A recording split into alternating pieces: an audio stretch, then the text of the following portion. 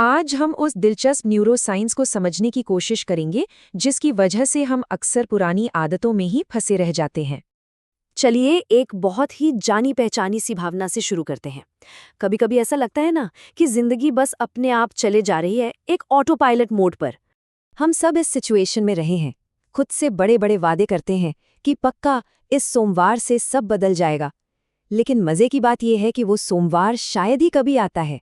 या फिर रात को लेटते वक्त सोचते हैं बस एक और एपिसोड देख लूं, और देखते देखते कब सुबह हो जाती है पता ही नहीं चलता। हम जानते हैं कि कुछ और करना चाहिए, लेकिन फिर भी उन्हीं आसान और आरामदायक आदतों में फंसे रह जाते हैं। तो यहाँ एक बहुत बड़ा सवाल उठता है, अगर हम सच में बदलना चाहते हैं तो आखिर वो क्या चीज़ है जो हमें रोक रही है? किसी आदत को तोड़ना इतना मुश्किल क्यों है? अब देखिए, आमतौर पर इसका जवाब दिया जाता है कि ये सब इच्छा शक्ति यानी विल पावर की कमी का खेल है। पर सच कहूं तो ये पूरी कहानी नहीं है। तो ये जो सोच है ना कि बस थोड़ी और हिम्मत चाहिए या मोटिवेशन कम है, ये असल में उस गहरी वैज्ञानिक वजह को नज़रअंदाज कर देती है जो हमारे दिमाग के अंदर उसकी बनावट में छिपी है। इस पहेली का जवाब जानने के लिए हमें अपने दिमाग के ऑपरेटिंग सिस्टम को समझना होगा। एक ऐसा सिस्टम जो बहुत कुशल तो है, लेकिन कभी-कभी थोड़ा आलसी भी है। सोचिए, हमारा दिमाग एक सिस्टम एडमिनिस्ट्रेटर है और उसका नंबर 1 काम क्या है? एनर्जी बचाना। बस ऊर्जा की बचत करना। और एनर्जी बचाने का सबसे आसान तरीका क्या है? वही पुराने प्रोग्राम चलाना जो पहले से इंस्टॉल्ड है। कुछ भी नया करने में तो भाई मेहनत लगती है। और इसी हालत को हैबिचुअल स्टैग्नेशन या आदतन ठहराव कहते हैं।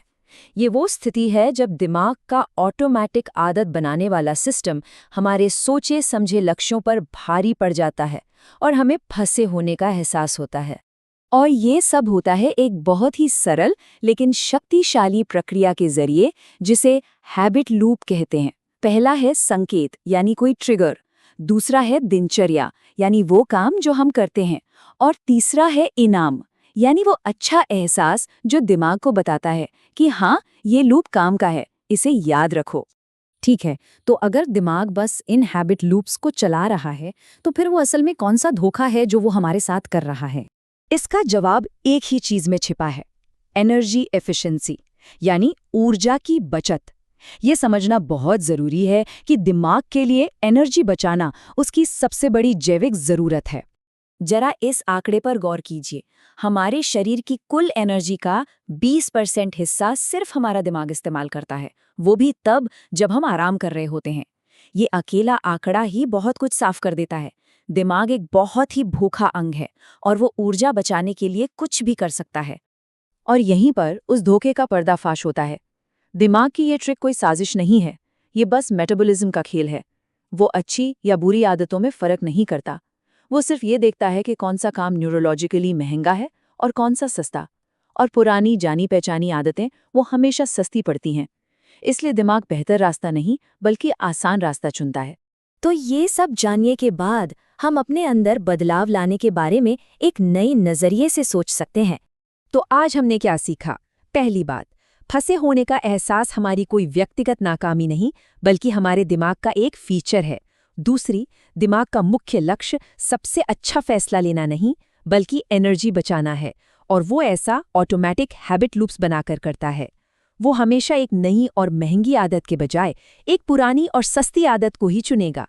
और सबसे ज़रूरी बात, दिमाग के इस धोखे को समझना इसे बदलने की दिशा में पहला और सबसे महत्वपूर्ण कदम है। तो अब जब ये राज खुल चुका है, ये नई समझ हमें कोई बना बनाया जवाब तो नहीं देती, लेकिन हाँ, ये हमें सोचने के लिए सही सवाल ज़रूर देती है। हमारी कौन सी आदतें हैं जिन पर अब दोबारा गौर करने की ज़रूरत है?